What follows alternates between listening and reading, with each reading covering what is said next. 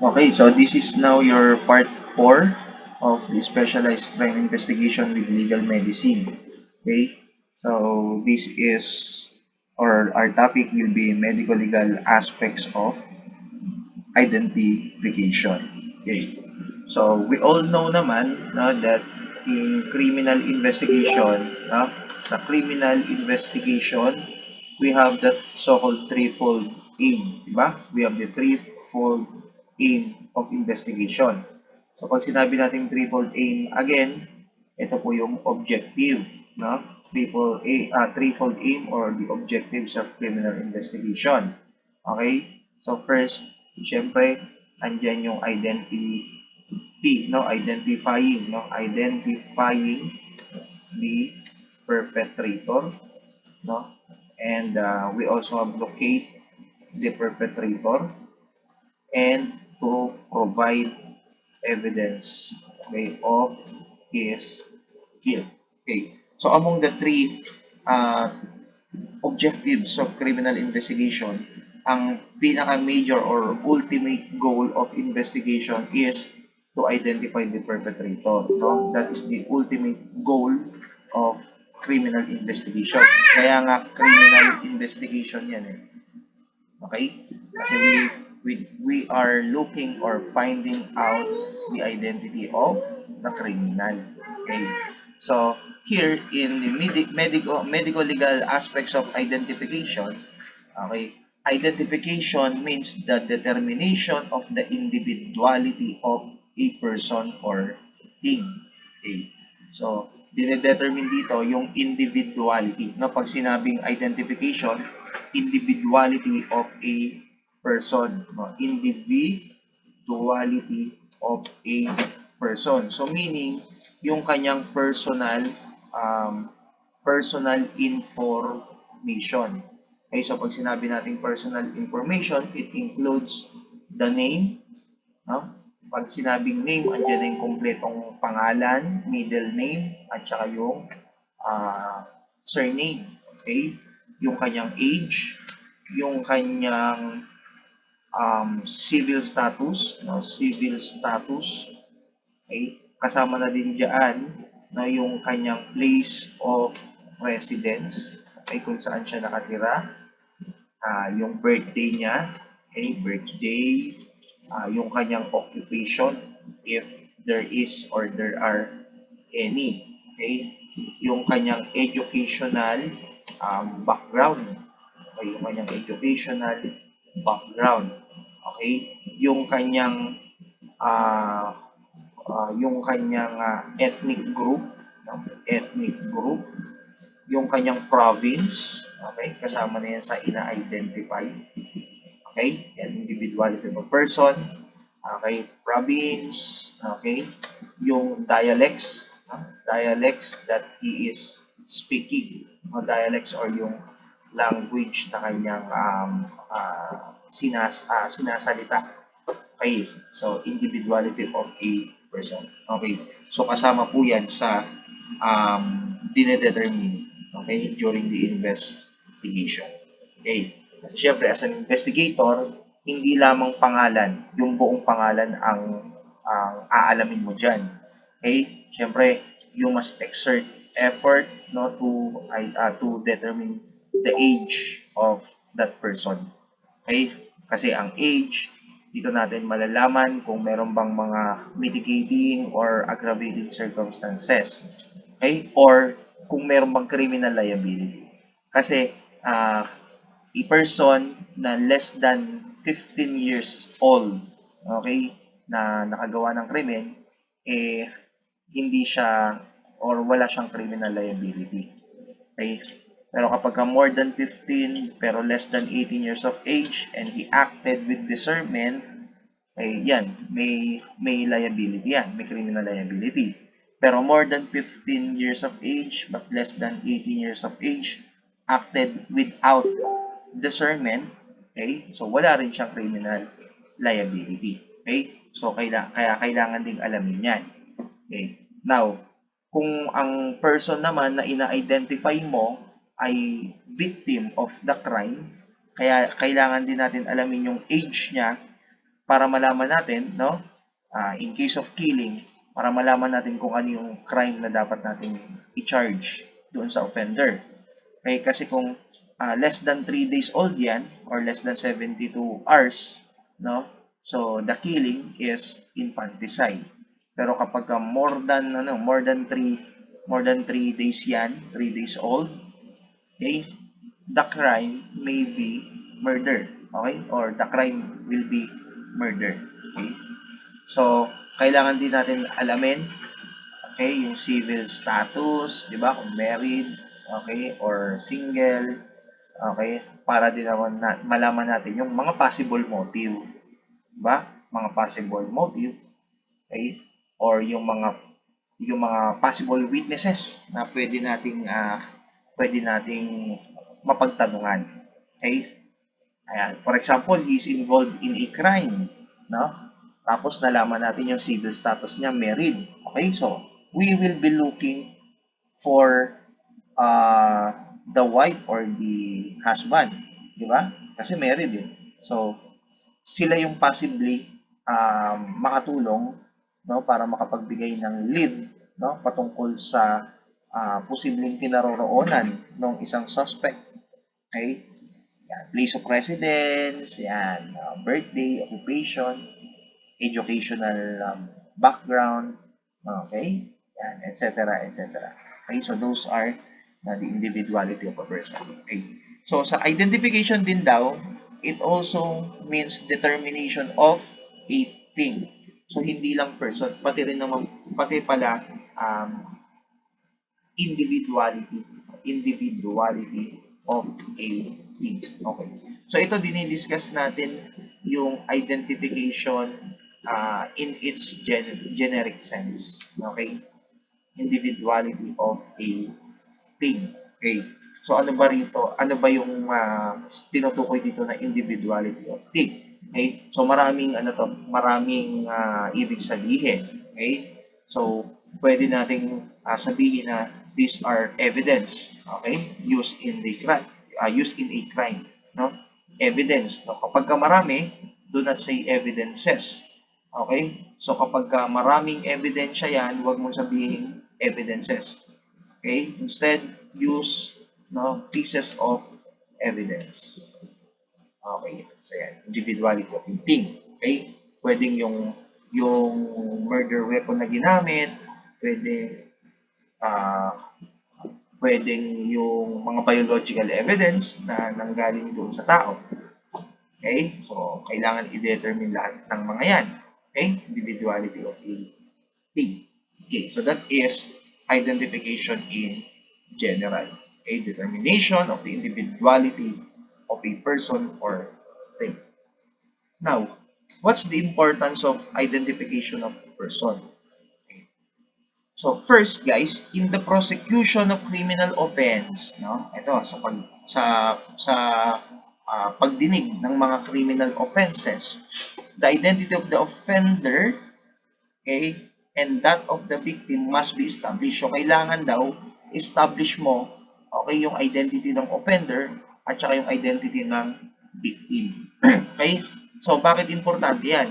Kasi guys, pag magsasampa ka ng complaint or information, okay, di ba sa rules on criminal procedure natin, meron tayong rules in criminal procedure, okay, meron tayong tinatawag na sufficiency of complaint or information.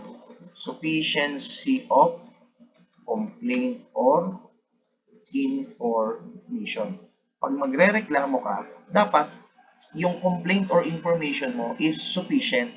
Okay? Kasi kung hindi yan sufficient, no, posibleng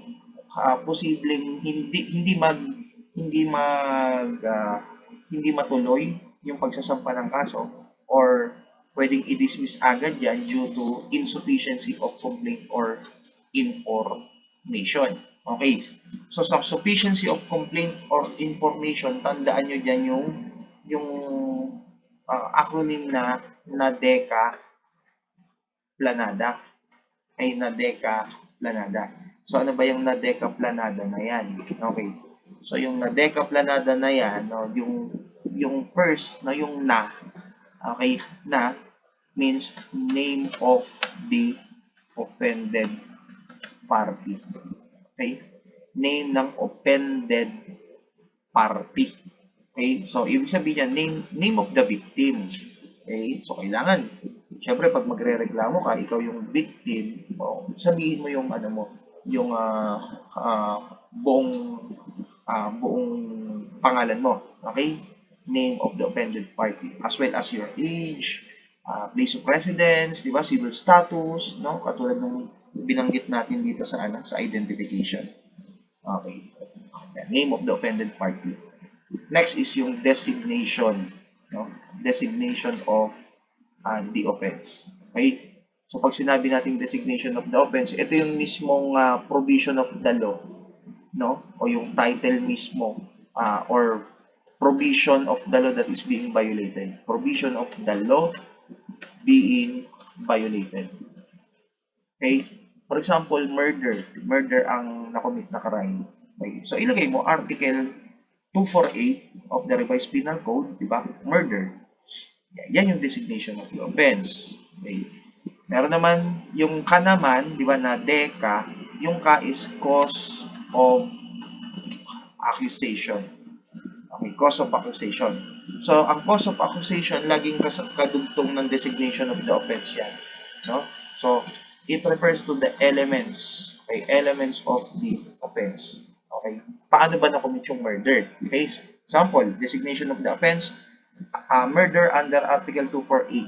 Ang cause of accusation doon, okay, killed a person by means of treachery. Yan yung cause of accusation, elements of the offense. Okay? Then, yung plan naman, that is place, okay, of the crime. Kung saan nangyari yung crime. Diba? Crime scene, place of the crime. Okay. And then, yung na, okay, so name of the offender. Okay, name of the offender or name of the suspect. Kapag nasa police level, suspect ang tawag. Okay? Yan. And then, other term ng suspect na nasa police level pa lang, di ba? So, they are called person, person under police custody. Person under police custody, PUPC. Pag yan ay nasa prosecutor na, ang tawag sa kanila ay mga respondent. Okay? Ayan. So, suspect, person under police custody. So, yan yung kailangan, okay, nakalagay sa complaint. Okay? Kasi ang complaint, no, ito yung, ang gumagawa nito are the police officers as well as the private complainant. Diba? Respondent naman kapag nasa prosecutor na. Okay? So, name of respondent, no? That is needed in making the information. Okay? And last is the date of the offense. Okay, date of the offense or date of the commission of the crime. Okay?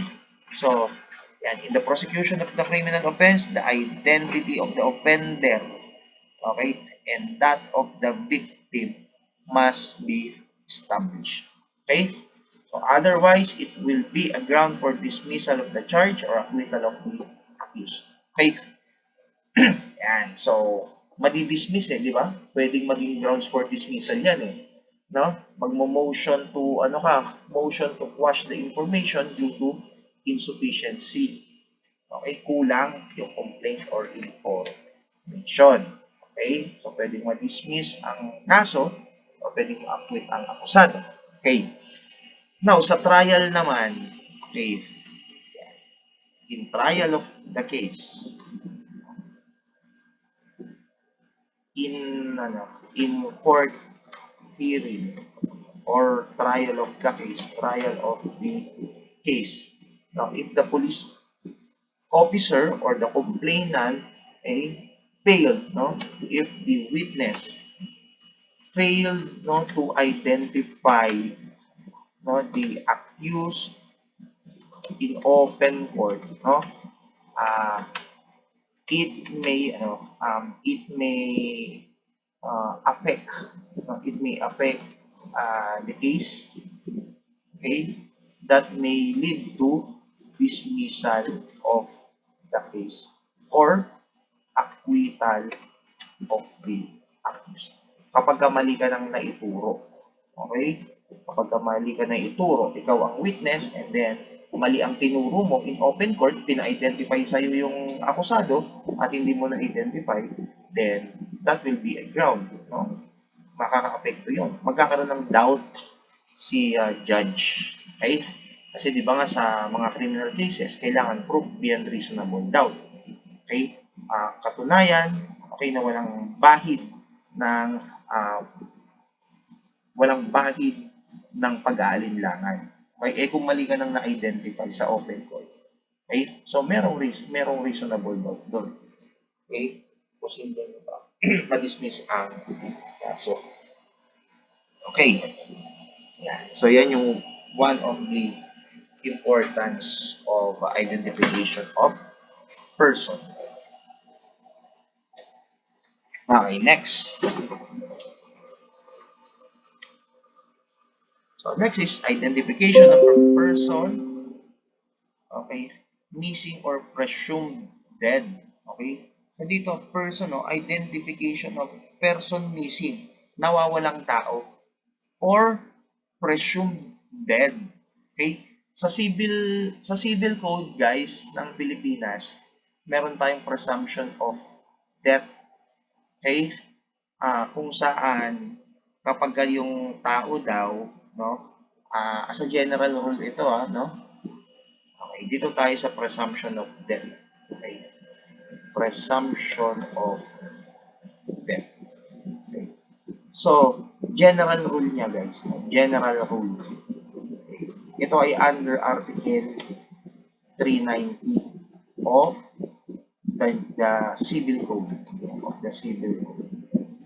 Okay? So, general rule, kapag daw yung tao, no, is gone missing after 7 years of unknown existence.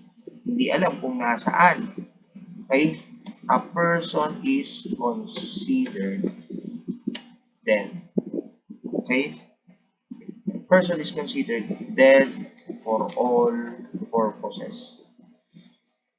Okay? So, kapag yung tao daw nawawala ng 7 years, no, without knowing whether the person is still alive, no, paglipas ng 7 taon of unknown existence, then the person is considered dead. Okay? So, after 7 years of unknown existence. Okay? Pero merong special merong mga exceptions. Okay? Exceptions still under Article 390. Okay? So, ang exceptions dito, if the person disappeared under special circumstances. Special circumstances. Okay? So, yan. If the person disappeared under special circumstances, the person is considered dead after 4 years. Okay? So, ano ba yung mga special circumstances na yan? Okay. So, yung disappearances nila, no, is under dangerous circumstances. No? For example, on board, yung tao ay sakay ng isang vessel, on board a vessel that is lost during the voyage, no? Habang naglalayag, no, sa karagatan. Okay? Yun yung pinakahuling huling circumstance na nalaman na nandoon yung isang tao. Kaso bigla na lang nawala, okay, yung vessel. Yan. For example, lumubog, okay, na hindi alam, no, after 4 years, no, kapag yung huling pagkakaalam ng isang tao, sakay yan ng barko, tapos haven't heard of him after 4 years, okay, so he is considered dead. Okay? Or, sakay naman ng eroplano or an airplane, okay, that is missing. Okay, isa sa mga special circumstances yan. Okay, o kaya naman, a member of the armed forces, okay, with or which took part in the war. Okay, yan. Member ng armed forces, no, of the Philippines.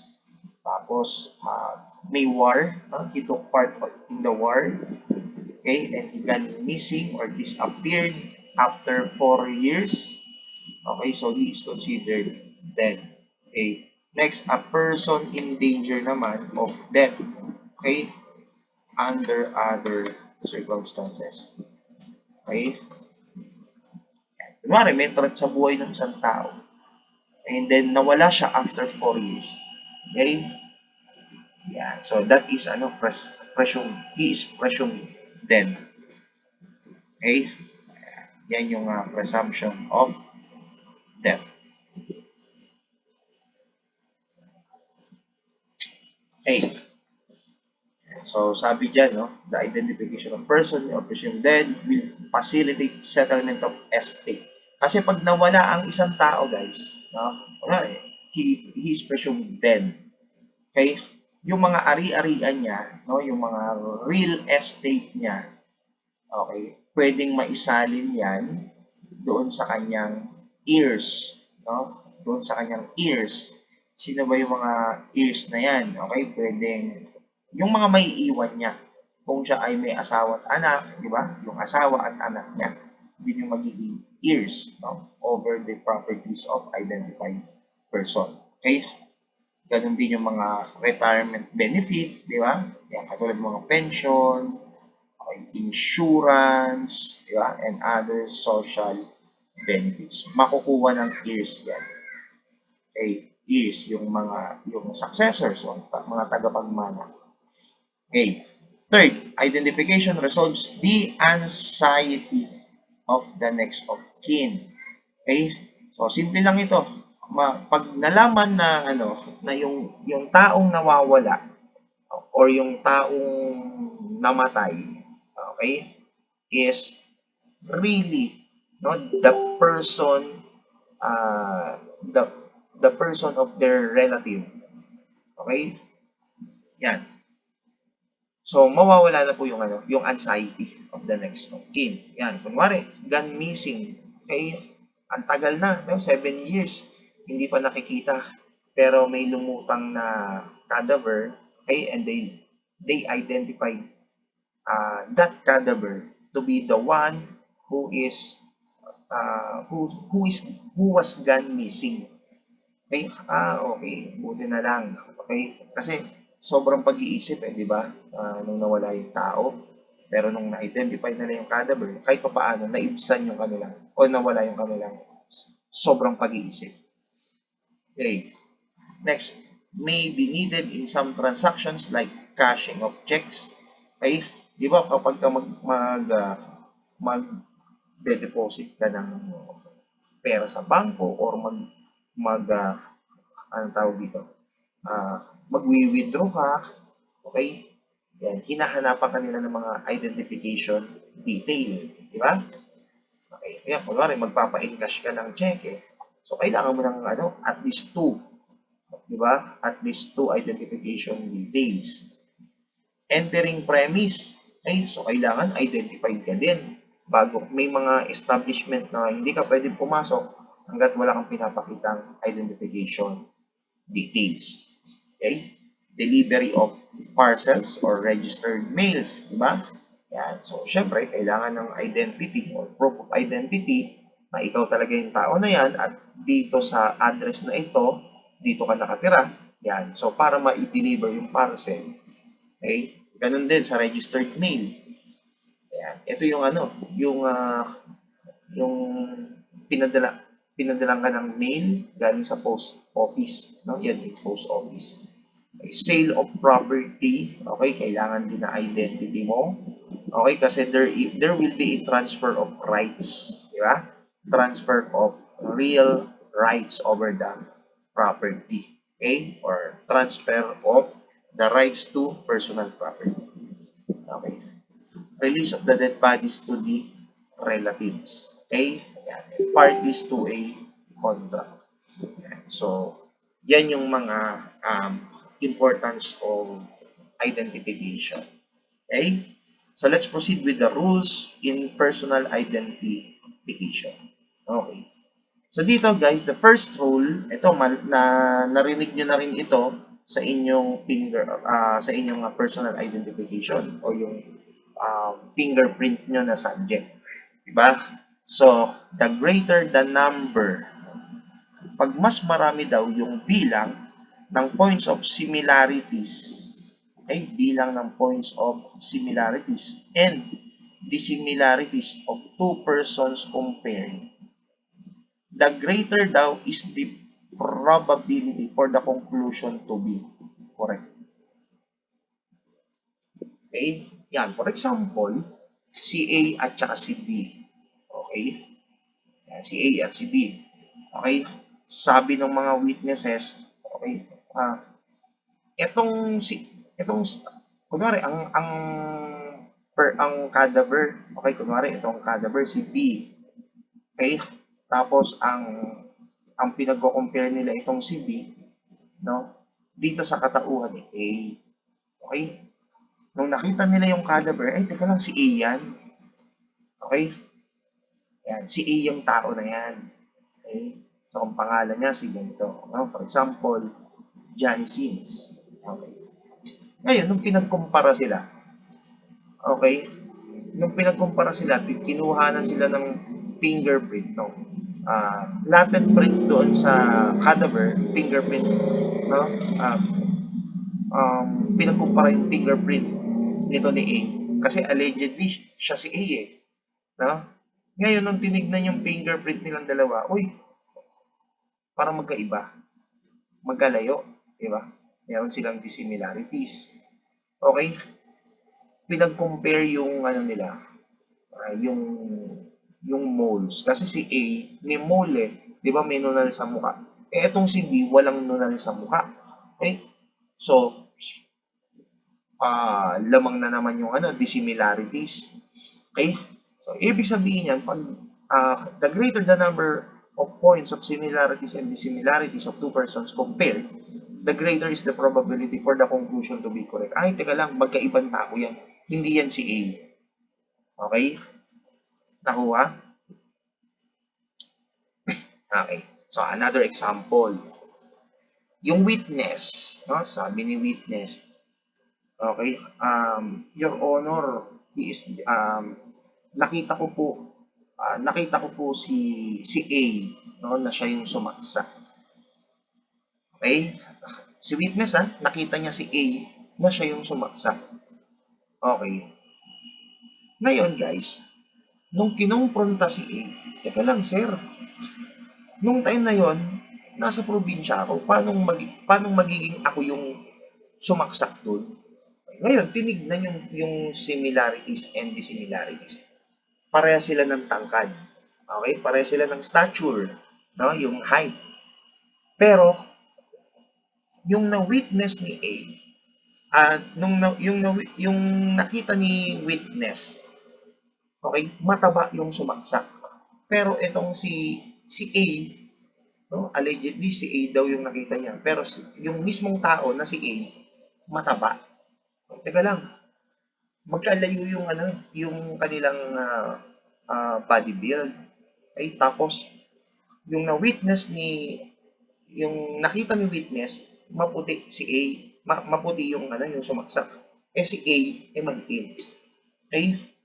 So, doon pa lang, the greater the number of points of similarities and dissimilarities of two persons compared, the greater is the probability for the conclusion to be correct. Teka lang, magkaibang tao yan. Okay, yan yung tinatawag natin na law of multiplicity of evidence in identification. Okay? Pero kung marami silang similarities, okay, isang tao yan. Di ba? Halos lahat similar sila. Okay? Posibleng siya yung tao na siya yung mismong tao na yun. Okay? So, yan yung first rule in personal identification. Next, the value of different points of identification varies in the formulation of conclusion. Okay? So, dito daw nagbabago. Okay? Paiba-iba yung different points. The value of different points varies in the formulation of conclusion.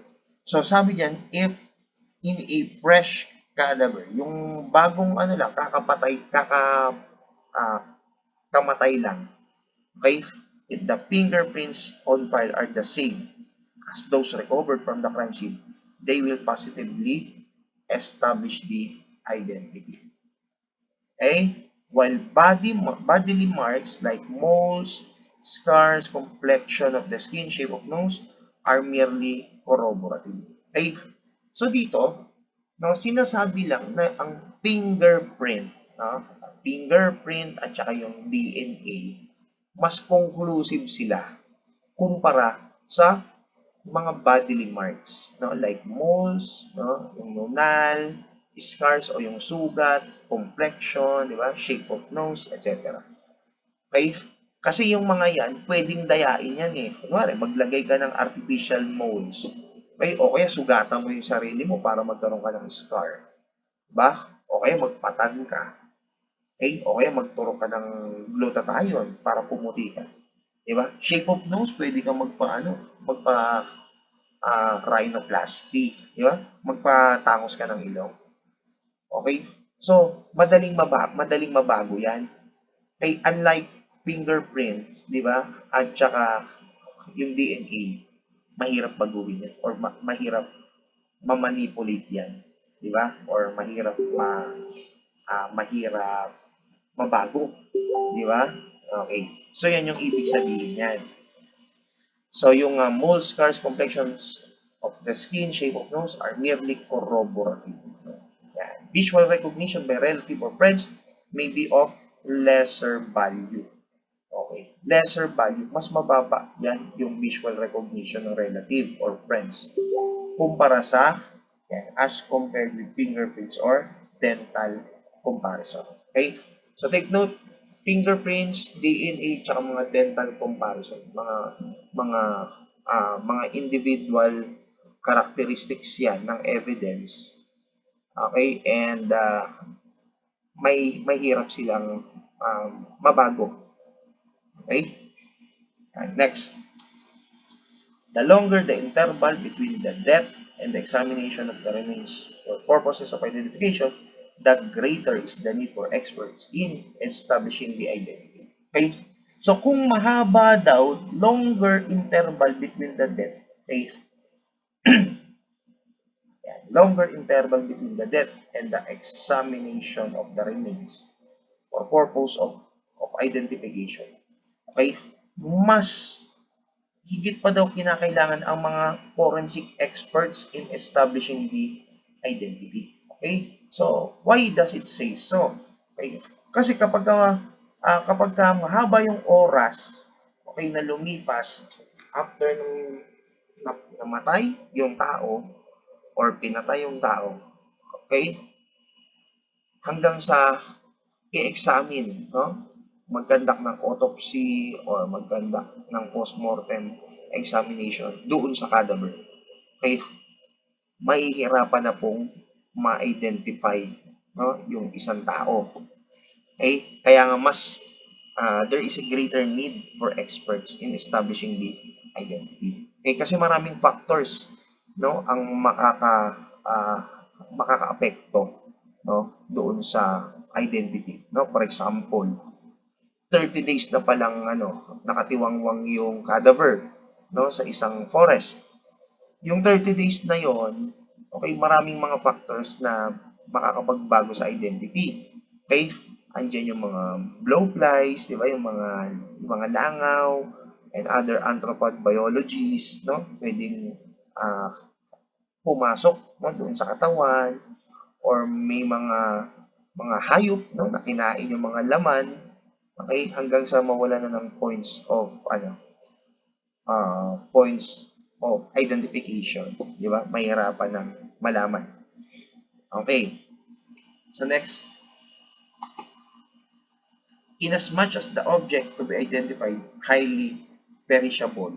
Okay. So pag sinabing highly perishable, madaling ma-perish or masira. It is necessary for the team to act in the shortest time, specifically in cases of mass disaster. Ano ba yung mga highly perishable? Usually mga biological evidence. Okay, mga biological evidence. Biological evidence. Okay. So ano ba yung mga biological evidence na yan? Biological evidence, these are evidence that was originated or emanated from the body. Okay? Yung blood, saliva, semen, hair, etc. Okay? Then there is no rigid rule to be observed in the procedure of identification of persons. Okay? Wala daw sinusunod na rigid rules or protocol. Okay? So kung ano yung pwede mong gamitin, kung marami kang means to identify person, okay? Kahit hindi na sunod-sunod, bahala ka kung paano mo ano yung gagamitin mo in order to identify the person. Again, no rigid rule. Wala kang sinusunod na strict rule, or strict step-by-step process. Okay. Next, methods of identification. Okay. So, ang methods of identification, either by means of comparison, meron ditong question, for example, yung cadaver, unidentified cadaver. Okay? Tapos, andito yung yung pinag-compare natin. Okay? So, comparison. Identification criteria recovered during the investigation are compared with records available. Okay? Compared with records available. Okay. So, kung yung, kunwari, dead body, imbestigahan mo. Okay? May kinuha mo ng latent print. Okay? Chinek mo kung meron bang records yung fingerprint niya. Okay? As compared with the records available.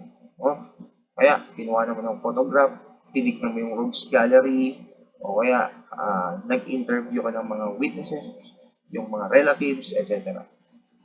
So, comparison, you are pointing out similarities and dissimilarities. Okay? Yes, sa comparison, you are pointing out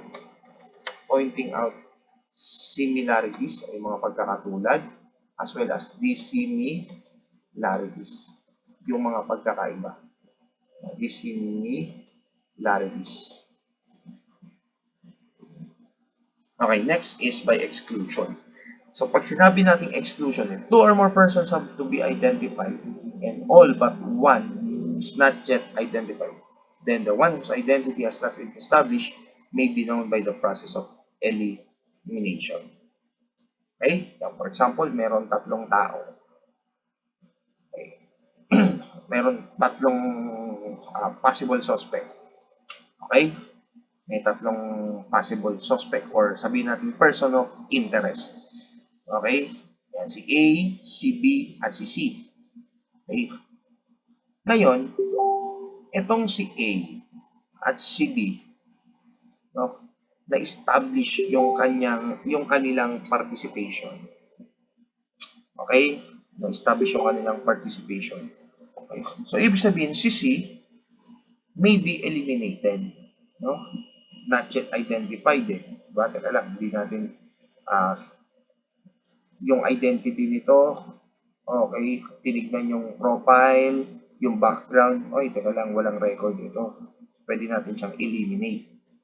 Okay, so itong dalawa may motive. Okay, include natin. Exclude natin yung isa. Okay, so that's process of exclusion. Okay, next. Another example dun sa exclusion, yung kuha sa CCTV, for example. Okay? Meron tatlong person of interest ulit. Si A, B, and C. Si A ay 6 footer, si B ay 5'6" in height, and si C ay 5'2". Okay. Doon sa CCTV, makikita mo na malaki yung tao. Okay? So, tanggalin mo na, eliminate mo na, or exclude mo na yung isa. Kung teka lang, maliit itong suspect na to, tanggalin natin yun. Okay? Hindi yan yung nakikita sa CCTV. Sa CCTV, medyo malaki. Okay? So, include mo si 5, yung si A na 6 footer, at saka si B na 5'6" in height. Okay? So, yan yung exclusion. Next, basis of human identification may be classified as, okay? So, those which laymen use to prove identity. Okay? And those which are based on scientific knowledge. Okay? So, itong laymen, ito yung mga ordinary person. Laymen, ordinary person, used to prove identity. No? Such as observation. No? Yung observation nila, yung degree of degree of familiarity, kung gaano nila kakilala yung tao, degree yung kung familiar ba sila dun sa tao, etc. No? So, yan yung isa sa mga basis of human identification. Those which laymen use to prove identity. No? Observation, degree of familiarity, etc. And those which are based on scientific knowledge. Okay? So, ito yung paggamit mo ng mga fingerprint, no, to identify the person, paggamit mo ng examination of the bones in order to identify if the human remains is a male or a female. No? Fingerprint, yung DNA, pwede rin gamitin. No? Ano ba? Fingerprint, bones, DNA, no? Etc. Okay. As well as dental structures, o yung ngipin. Dental structures.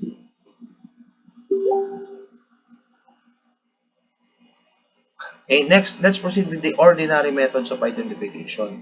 Okay. So, paano mo ba na-identify ang isang tao in an ordinary method? Okay. So, points of identification applicable to the living person only. Living person only. Yung nabubuhay pa. Okay.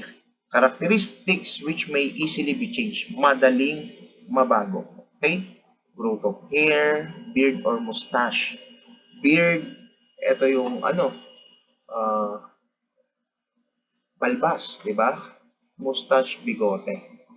Madaling mabago yan, di ba? Pwede mong, pwede mong ahitin, pwede mong guntingin, di ba? Easily changed. Okay? Madali rin yan tumubo. Okay? Clothing, di ba? Napakadaling magpalit lang ng clothing from time to time, di ba? Frequent place of visit, okay? So, pwede kang pumunta sa kahit na anong lugar, di ba? Yan. Ano pa ba? Yan. Applicable only to living person. Kasi only living person can do this. Grade of profession. Okay? So, kumari, graduate ka ng BS Criminology. Di ba? Criminology graduate ka, tapos registered criminologist. Okay? 2 taon lang, pwede ka nang pwede ka nang makagraduate ng Masters of Criminal Justice Education, di ba? Yan yung grade of profession. Madaling mabago yan. Okay? Body ornamentations, no? Yan yung mga tato, okay? Tato, mga bling-bling, etc. Okay? Yan, body ornamentations. Next, characteristics that may not easily be changed, no? Mental memory, okay, yung ability ng isang tao na mag-isip, no? Mahirap mabago yan. Speech, diba? Kung paano magsalita ang isang tao, okay? Gait, no? It refers to the manner of walking. Okay, manner of walking, mahirap mabago yan kasi nakasanayan, di ba? Mannerism, no? Ito yung mga involuntary, no? Involuntary movements, okay, of a person. Okay, of a person, involuntary movement. No? For example, kusang pumipitik yung kunwari, yung kilay. Okay? O kaya umiiling, kusang umiiling. Diba? So, involuntary movements. Mahirap mabago yan. Diba? Hands and feet. Diba? Yan. Yung haba ng kamay mo. Diba? Yung lapad ng kamay mo, yung haba ng mga daliri mo, haba ng paa mo, etc. Diba? It may not easily be changed. Okay, complexion, yung kulay. Okay? So, kung gusto mong magpaputi, kunwari maitim ka, magpapaputi ka, matagal, di ba, bago mabago yan. Kunwari, magpapaturo ka ng glutathione, ilang session bago tumalag. Di ba? So, matagal. It may be changed, but it may not easily be changed. Hindi madali. Okay. Changes in the eyes. Okay. So, yung kulay ng mata, di ba, mahirap palitan yan. Unless kung tatatuan mo yan. Kasi ang mata, okay, tinatatuan yan eh. Di ba? May nagtatato ng ganyan eh. Okay. Faces. Okay, yung hilatsa ng mukha ng tao. Mahirap din mabago yan. May not easily be changed. Okay? Hindi madaling mabago. Kung mababago man yan, it will take money and time. Okay? Yan. Babaguhin mo yung magpapasurgery ka. Di ba? So, mahirap. Di ba? Hindi siya madali kasi kailangan ng pera at kailangan ng oras. No? Faces. Okay, left or right-handedness. Okay, kung ikaw ay right-handed, gusto mong lituhin ang investigator, okay, nagsulat ka ng left hand, hindi ka sanay. Okay, so, mahirap. Nababago, pero hindi madali. No? Yan. So, degree of nutrition, di ba? So, yung mataba nga, di ba, ang hirap magpapayat. It will took time di ba?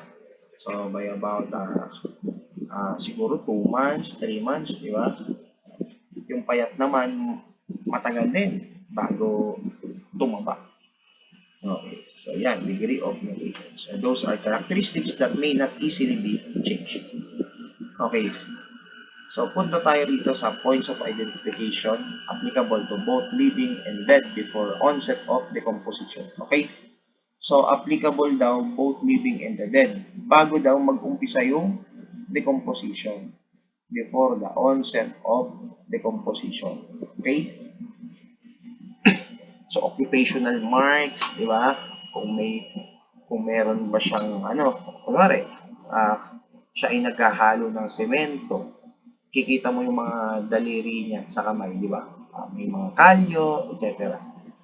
No? Yan, mga occupational marks yan. Okay? Yan. Race, di ba? Stature. Ang stature dito yung height eh. Di ba? Stature means height. Okay. Applicable to both living and the dead. Tattoo marks, yung bigat, deformities, birthmarks, di ba? Moles, scar, tribal marks, sexual organ, blood examination, no? So, these are points of identification applicable to both living and the dead. Okay. So, let's proceed with anthropometry or Bertillonage system. Okay. Kaya siya tinawag na Bertillonage system, guys. No? Kasi ang nag-orchestrate nitong anthropometry ay si Alphonse Bertillon. No? Alphonse Bertillon. Okay. So, this is the method. Okay. Actually, Alphonse Bertillon ay tinagurian na father of personal identification. Okay, kasi siya yung unang nag-attempt na gumawa ng method of identification by measuring bony parts. Okay, so you should take note of this. Okay, anthropometry. Okay, identification by measuring bony parts of the body. Okay? Susukatin yung mga bony parts. Okay. Now, dito sa anthropometry or yung Bertillon system ni Alphonse Bertillon, gumamit din siya ng mga backup, di ba? Backup methods, no, dito sa anthropometry. First, he make use of the so-called portrait part o yung speaking likeness. Okay? So, it is verbal description after short visual observation. Okay? So, i-describe mo verbally ang isang tao base sa iyong naobserbahan, sa iyong visual observation. Yan yung tinatawag na portrait part. And again, si Alphonse Bertillon din ang gumawa niyan ng portrait part. Okay. So, another, he made use also of the so-called mugshot photography. Okay? So, mugshot, it is the photographing of the half body, okay, the um, left and right side of the face, okay, and as well as the front side of the face. Yan yung mugshot. Okay? So, again, si Alphonse Bertillon din ang gumawa niya. Okay. Pero guys, the system or Bertillon system of identification was being superseded. Okay? Nasira yung credibility. Okay? Bertillon system loses its credibility. Nawala yung kanyang credibility dahil sa because of the Will and William West case. Okay, Will and William West case.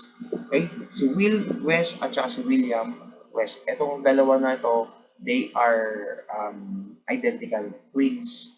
No? Halos magkamukha, okay? Magkasing height at magkakaparehas ng measure ng mga bones. Okay? So, that's why, itong Bertillon system, sabi pala, oy, teka lang, hindi pala credible itong anthropometry. No? Katulad, dahil dyan sa Will and William West case na yan. Okay? So, nasira ang credibility ng anthropometry at pinalitan ito ng fingerprint. Okay? Fingerprint. Ayan. So, si fingerprint naman ngayon, no, is the most accurate. Okay, most accurate and most infallible means of identification. Okay. So, yan yung anthropometry. Next, extrinsic factor in identification. Okay. So, pag sinabing extrinsic factor, ito yung mga outside factor. Okay. Outside factors in identification. Okay? So, ornamentations, no? For example, yung mga earrings, necklace, bracelet, diba? Kulay sa buhok, no? Mga ornamentations. Personal belongings, no? Bags, okay, mga wearing apparel, di ba? Ano ba yung mga, ano yan, yung mga sapatos, di ba? Ano ba mga sinusot nitong sapatos, etc. Okay? Foreign bodies, no? Kung ano pa yung mga nakalakip sa katawan ng tao. Di ba? Identification by close friends and relatives, identification records on file at the police department, okay, Immigration Bureau and hospitals, identification photograph. Okay?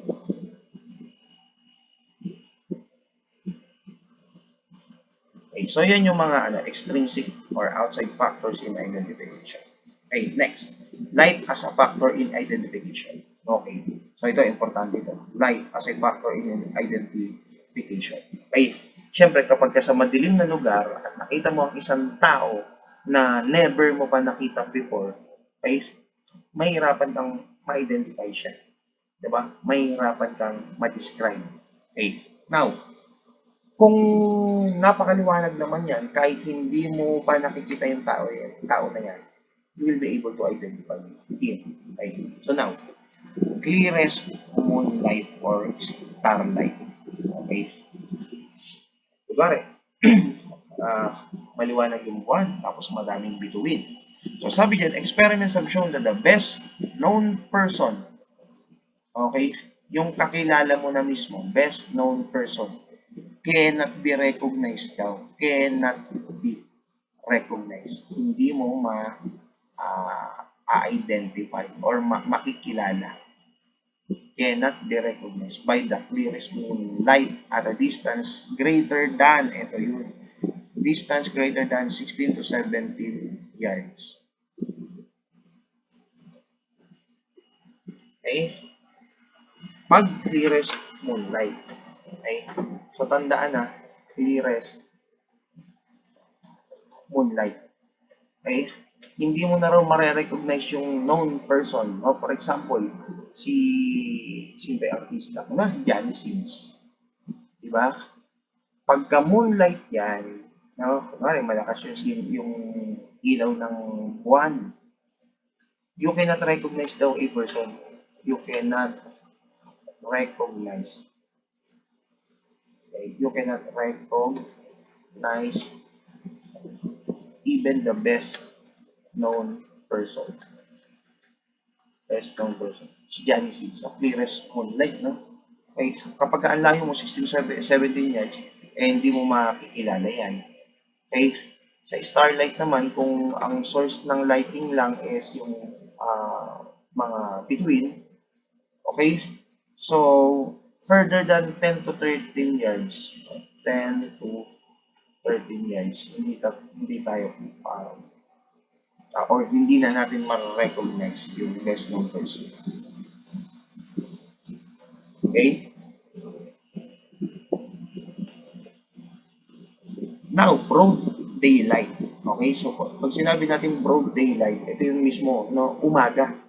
Okay? A person can hardly have recognized another person. Okay? Hardly recognize another person at a distance farther than 100 yards. Okay? If the person has never been seen before, hindi mo pa nakikita dati. But persons who are almost strangers may be recognized at a distance of 25 yards. Okay.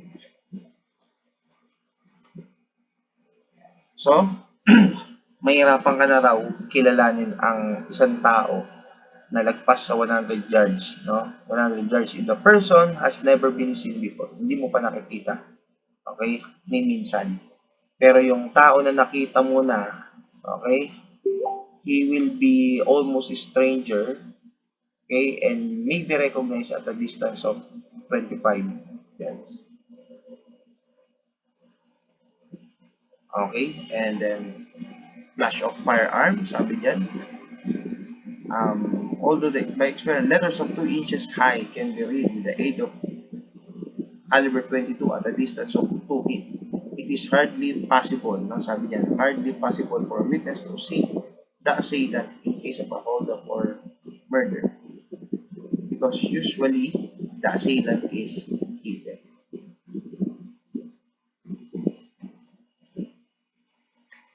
A. So, or the assailant is unsuspected and the attention of the person or witness is at its minimum. Okay, then, flash of light B. A. Produces sufficient light for the identification of an individual provided that the person's eye is focused towards the individual he wishes to identify during the flash. Okay? Pag nakapokus ka, kunwari may lighting, may kidlat, no? Kidlat. Tapos nakapokus ka dun sa tao, ma-identify mo yun kahit na lighting lang yan. Okay? Flash of lighting.